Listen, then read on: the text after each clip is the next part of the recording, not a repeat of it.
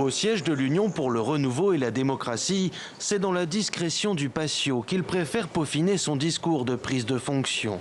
Mais pour Romadumgar Félix Nyalbé, 62 ans, endosser le costume de nouveau chef de file de l'opposition tchadienne n'est pas chose aisée. Surtout quand il s'agit de prendre la suite de Saleh Kebzabo, opposant historique d'Idriss Déby avec l'UNDR, qui conteste aujourd'hui sa destitution par la Cour suprême et dénonce un complot ourdi par le pouvoir.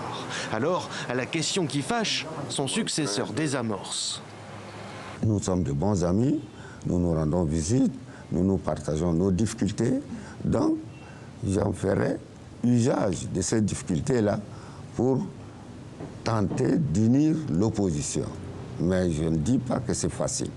Et pour cause, plus divisée que jamais, l'opposition pourra-t-elle se reconnaître en Félix Nyalbé, moins connu, moins connecté au réseau du pouvoir que son prédécesseur, Saleh Kebzabo, encore soutenu malgré sa destitution par une trentaine de partis.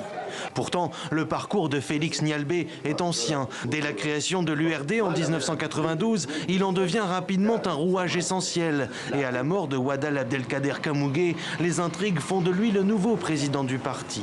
Alors aujourd'hui, en quête de notoriété, il enchaîne entre deux coups de fil les réunions et les rencontres, comme ici dans cet hôtel de la capitale, avec quelques présidents de formations d'opposition. Dans ce pays, tout est difficile, comme les gens le disent. Ça ne va pas être un travail aisé, mais avec le courage, peut-être qu'il fera de son mieux pour que l'opposition quand même sorte du lot.